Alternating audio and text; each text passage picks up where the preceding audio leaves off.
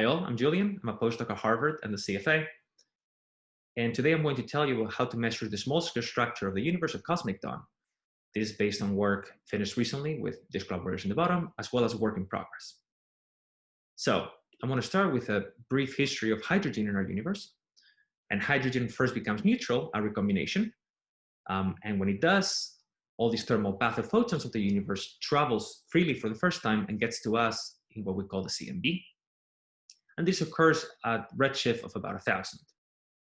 And these tiny cold spots in the CMB are sourced by small fluctuations that grew due to gravity over time, and by about redshift 20 formed the first galaxies with stars in the universe. And this is the era we call cosmic dawn. These stars will emit photons that will excite the hydrogen and will allow us to see it in 21 centimeter. And I will talk much more about this.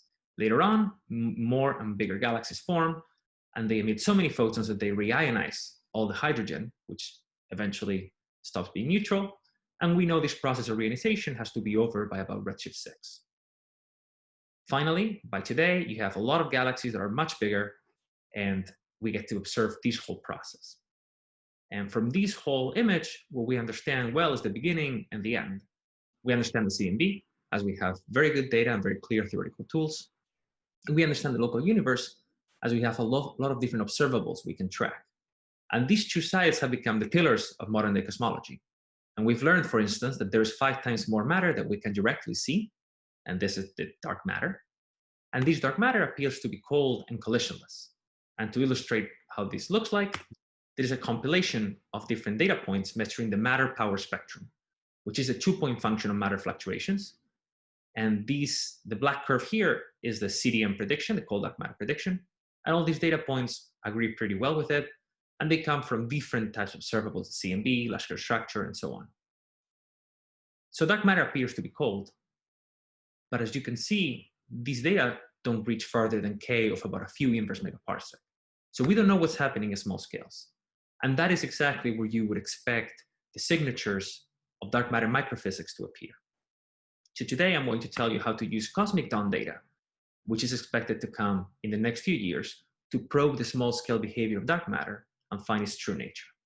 So I'm going to start with the basics of the 21 centimeter line. The idea is the CMB is a black body, and given its temperature today, its peak in frequency is at about 160 gigahertz. For reference, the 21 centimeter line has a frequency of 1.4 gigahertz, much lower. Now the CMB, as it traveled to us, it actually redshifted over time, and it means its wavelength became longer by about a factor of 1,000, given its redshift. So actually, this cartoon that I showed you of its spectrum before, it actually started like this, and over time, redshifted to its peak to look like this. Now, as the photons travel to us, they can encounter neutral hydrogen on the way. And if they encounter neutral hydrogen, and the wavelength of these photons is 21 centimeter at this point, say at redshift 20, they can get resonantly absorbed by the hyperfine splitting of the hydrogen. So this cartoon, again, will look like this from redshift 1,000 to redshift 20, and then develop a bump over here. And as it keeps redshifting to today, this bump would redshift to a different frequency. So by looking exactly at which frequency this bump is today, we can tell that there was hydrogen at redshift 20. Let's focus on this range over here. So here I've chosen frequencies of 50 to 120 megahertz, which corresponds to 21 centimeter at redshifts 27 to 11, so roughly cosmic dawn. And the black dotted line here is the CMB expectation. If there's hydrogen on the way, some CMB photons will be absorbed, so you will see a smaller intensity. Later in the universe, hydrogen will be heated, so you will actually see more photons than just from the CMB. You will see 21 centimeter emission from hydrogen in the triplet decaying to the singlet and emitting. And how much absorption or emission there is parameterized through this quantity called the 21 centimeter brightness temperature, or T21 for short, which if it's negative, tells you that there's absorption. If it's positive, tells you there's emission. And this is the quantity that I'll keep using throughout the talk. So far, that was just a cartoon. Now there's an actual simulated 21 centimeter signal going from redshift 35 to 12, obtained with this code here in the bottom. And I'm going to run you through the basic features of this simulation. Blue means absorption, white means no signal, red means emission. And at the beginning, at very high redshifts on the left, there's nothing. until about redshift 25 or 30, when you start seeing these blue clusters over here. That is the first stars being formed and emitting photons that excite the hydrogen. This is called the Woodhausen field effect, and it allows us to see the 21 centimeter signal. Otherwise, we wouldn't see anything. Now, over time, more and more of these Lyman alpha photons are emitted. They couple more the hydrogen, make the signal more negative, until about redshift 20, when it starts to turn into emission, starts becoming red. And that is because X-rays from the first stars will heat up the hydrogen, rising its temperature and eventually making it emit. And you can ignore the fact that the CMB is a backlight in that case. So this is a simulation of the signal. When you want to measure it, conceptually, the simplest way to do so is by taking the average across the sky. And we call this the 21 centimeter global signal. So here is what the global signal would be for this simulation. And you see the same features. You see that it starts with no signal, becomes negative, and turns around, becomes positive. And eventually, you will get reionization. You will get hydrogen losing the electron. And again, by redshift 6, there will be no 21 centimeter signal at all. So while we don't know all the astrophysics of this era, the relative timing of these landmarks is pretty robust. We expect negative, then positive, then no signal. So how do we learn if that matter is cold from 21 centimeter? We look at the timing of when the first stars formed. So here, this happens at about redshift 25, and that's not a coincidence. As you go to the earlier universe, the fluctuations are smaller, so you can only form smaller galaxies. And this illustrated here is a plot of the typical halo mass that forms in the universe as a function of redshift, in the red line. And you see that in the earlier universe, these halos are very small. In fact, they're below this green line, which is the mass that you would need to cool gas through molecular hydrogen transitions.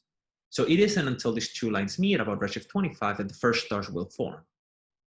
Now in this curve, of course, I've assumed cold dark matter. If your dark matter was instead warm, for instance, you wouldn't have any halos below some cutoff. And for the 5 keV warm dark matter cutoff, which is the best limit from the Lyman alpha forest currently, there's no halos below 10 to the 7, 10 to the 8 solar masses. So the first stars will form until much later in the universe. And it is something that clearly will leave a signature in 21 centimeter. To illustrate this point, here's the global signal I showed you before, assuming cold dark matter, and I've put error bars around it. They correspond to what an edges-like experiment would be able to measure.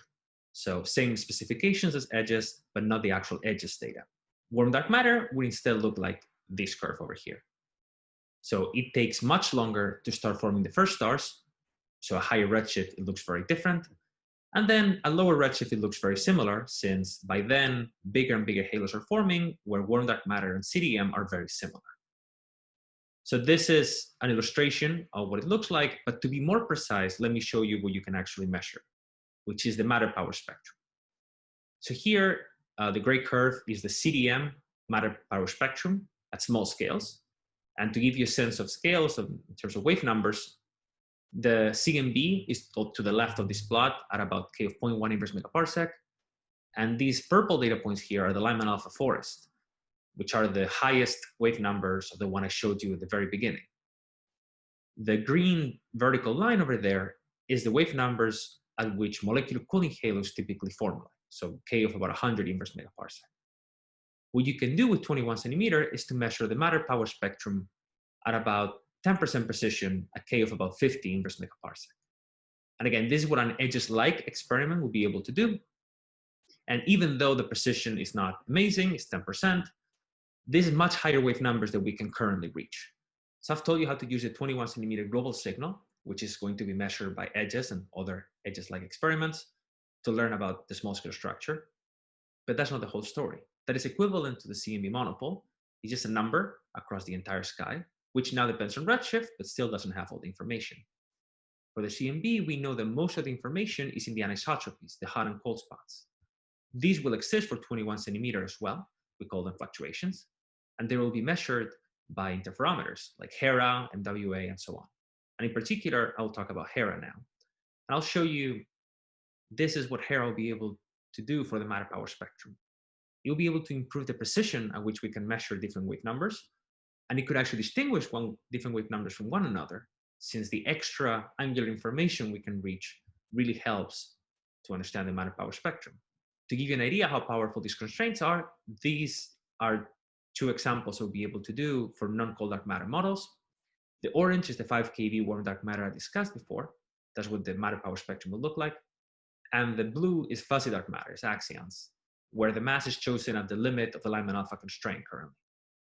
And both of these will be extremely ruled out by 21 centimeter, since they affect bigger halos than those that form the first stars. More generally, this is true for any model that attempts to solve the small-scale puzzles of cold dark matter, since all these missing satellites, or may or may not be missing, and all the other problems occur at bigger halos than these molecular cooling transitions. So anything that changes the Milky Way-like halos by changing the matter power spectrum would leave an important effect on 21 centimeter that we can test. And something interesting is, if you look at the y-axis of this plot, this matter power spectrum is always below unity at redshift 20, because we're looking at these halos when they first formed. Whereas by today, all these halos have become nonlinear and there's other effects to worry about. So 21 centimeter holds great promise to understand the small scale structure of the universe. So in the last few minutes, I want to talk about more complicated models, and in particular about self-interacting dark matter. So this comes in many flavors.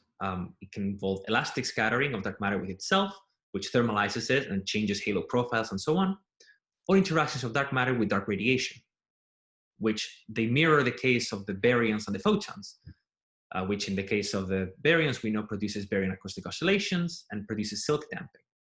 So this case here on the right changes the power spectrum of dark matter fluctuations. But these have to be all self-consistently included, and I will do so by following the effective theory of structure formation paradigm, or ETHOS, which was presented in these papers, where they map from the initial parameters of the dark matter to the actual observables in cosmology. So here is an example of 4 other simulations. There's our Milky Way-like galaxies. On the top left is what you will get for CDM, where you see the tiny dots are different small substructure. And all these numbered ETHOS models have different amounts of self-interaction. So they suppress structure differently. And ETHOS 4 in particular is tuned to give the amount of satellites that we do observe without including baryonic effects. So this ETHOS 4 introduces self-interactions that become clear in the power spectrum. So here, the gray line is the CDM power spectrum from before, and the blue line is the ETHOS 4 power spectrum. So you would see that it comes down, like in the case of warm dark matter, it has a cutoff, but then it goes up again. That extra bump is from the acoustic oscillations in the dark sector, which mirror those of the baryon acoustic oscillations, and we call those DAO, or dark acoustic oscillations. And while for this particular model, our forecasted 21 centimeter data is enough to rule it out as it is far above it, the fact that our data doesn't have good resolution wave numbers makes these wiggles kind of hard to measure. So what we're doing is a dedicated search for these type of models by actually looking at each of them individually. So as I said, the beauty of this ETHOS paradigm is that complicated dark matter physics can be translated into a few parameters that affect the large-scale structure. And in this case, there are 2 parameters that are relevant, which are the location and height of this peak of the acoustic oscillations. So kpeak tells you the location and h tells you the height. And this here's plotted is the transfer function with respect to the cold dark matter case. So just the ratio of the power spectrum. And we're going to vary these 2 parameters and probe all these different models in 21 centimeter. So here's what a 21 centimeter global signal would look like for all these ETHOS models, where purple has very large kpeak, so it looks more like cold dark matter, and red looks warmer, has lower kpeak, so everything happens on lower wave numbers. As you see that as you make kpeak smaller, all these curves move to the left. They move to lower redshifts. That is because it takes longer for structure to form as a high wave number structure is erased. Now, what I'm going to do is fix 2 different kpeaks at 40 and 300 inverse megaparsec and vary the height of the acoustic oscillations. So this h peak parameter, when it's 0, it looks like warm dark matter.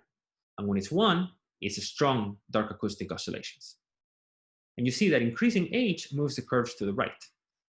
That is because this extra bump gives you some extra power that forms more stars, more galaxies. So we can actually distinguish some models from others by looking at how they're forming the first stars in the universe. I'm going to show you a preliminary plot of how well the HERA interferometer can reach different parts of the parameter space.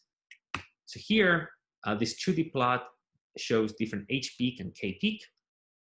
And I want to run you through the basics of the plot. CDM, cold dark matter, has very large K-peak, so it's to the right on this plot. Warm dark matter is all the way in the bottom with no H-peak, and each K-peak corresponds to a different warm dark matter mass. This black region here is what's ruled out by Lyman alpha on the bottom left. And finally, on the top is where you have dark acoustic oscillation, when the height of the peak is order unity. The color plot here shows how well HERA can distinguish each model from the closest warm dark matter model. Not just from CDM, which that is easier to do, but from warm dark matter. And when you're in the bottom, when H is 0, of course, you cannot distinguish it because it looks like warm dark matter. But as soon as H is larger than about 0.2, you can start to tell it apart for warm dark matter. And in particular, the chi-square, which is what's plotted, is of order hundreds to thousands as you go further up left. So even HERA, the experiment that is being built right now and will collect data very soon, can tell apart different ethos models from one another and from warm dark matter. So even lambda CDM has surprises at small scales. One of those is the dark matter baryon relative velocities. So these velocities appear because only baryons interact with photons in the early universe, dark matter doesn't, which produces this sort of map of velocities between them, you can see here, that has the acoustic scale imprinted on it. And these velocities change the matter fluctuations. So throughout the talk, I've shown you this black curve, which is the average matter power spectrum. But the regions of low velocity, like the one in red here, will have larger fluctuations and vice versa for larger velocities, smaller fluctuations. To understand why, you look at the red curve. The reason it goes down is because you reach the baryonic gene scale, at which point the baryons cannot collapse due to their own pressure and the matter power spectrum goes down. Adding these relative velocities increases the amount of pressure moving the scale to the left. And in fact, it affects the sort of scales that I argue we can probe with 21 centimeter. This means that HERA and other interferometers can actually indirectly map these velocity fluctuations and measure the acoustic scale and use it as a standard ruler of cosmic dawn, which is explained in these papers below, but please ask me questions if you're interested. So to summarize, in this talk, I've explained the basics of the 21 centimeter line, how it goes into absorption when the first stars form, about redshift 25, becomes deeper and deeper, and eventually goes into emission due to X-rays, and later on there will be reionization. And I've focused on how the timing of when the first stars form tells us about the small scale matter power spectrum. I've told you how to use that to get constraints on warm dark matter, fuzzy dark matter, and so on. And I've explained work in progress on ETHOS models that have dark acoustic oscillations and have a Richter phenomenology. So that's it. Thank you.